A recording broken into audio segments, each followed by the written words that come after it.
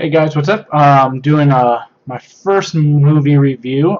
Just to give a little intro about me, my name is Mitchell, and super into movies. And so I decided that I was going to do some movie reviews. So my first one is going to be Insidious Chapter 3, kind of just talking about the scares that it had, the story, and how the acting was. And then I'll give a little rank about how I thought it was for the horror genre.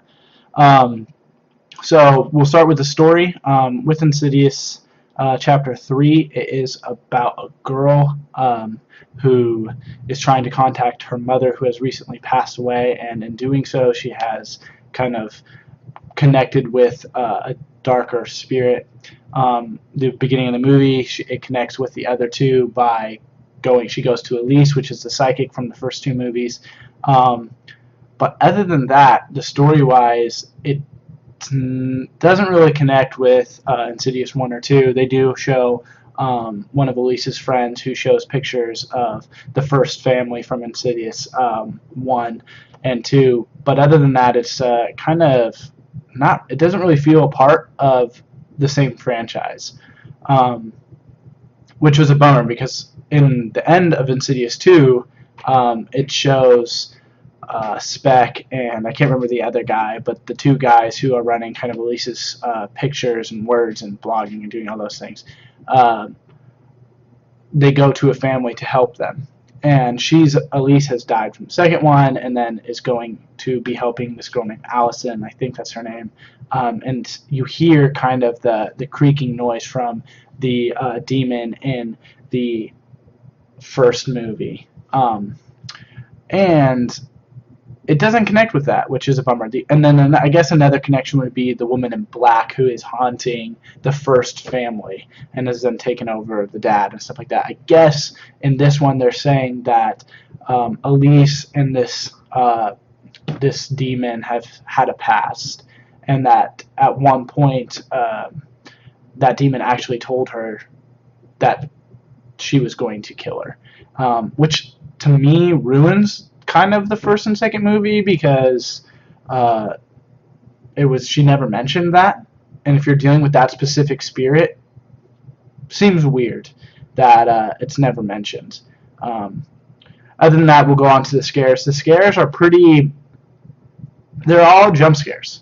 It's not as creepy to me as the first and second one were. It's really not really that dark. You don't know anything about the spirit, whereas in the second one you kind of had this backstory and there was a little bit more to that demon. And then in the first one, there was some stuff, but it was creepy. It started out slower and got quick, and in the third one it started out kind of just the same pace and it never got worse. There's a little bit of a rise, but to the most part, there's not much, and there's no real climax of the third of Chapter 3.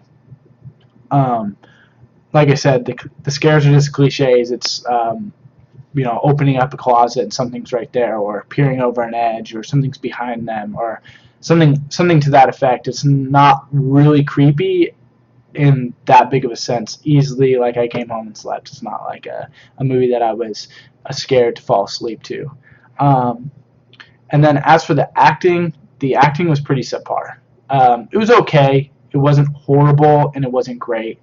The lines just seemed cliche as well, like what everyone in every horror movie ever has said.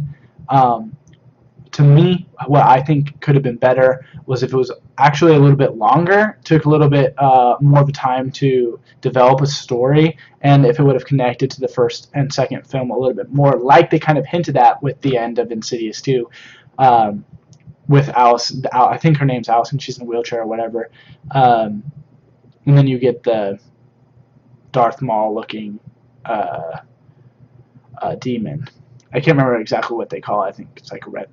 I don't remember what his name is, but I think also with the first Insidious, you had multiple kind of ghosts and demons that were trying to get into this kid's body. Now, I don't know if that's a little bit different because of the astral projection side of Insidious 1 and Insidious 2, and there's not really an astral projection part. In Insidious Chapter 3, it's more of a haunting, I guess. Like, they are trying. This specific demon is just trying to collect souls, I guess, is the best way to put it. Which to me is that's has nothing to do with the franchise at all. It's ultimately it's giving Oren Peli, who was the person who made Paranormal Activity, like kind of like a free pass, just because he made a project and made Paranormal Activity, which made millions of dollars, and congratulations to him. But he is now doing Insidious. He's doing another movie, I believe, called The Gallows. Then he's done all the Paranormal Activity movies. I believe there's 5 now.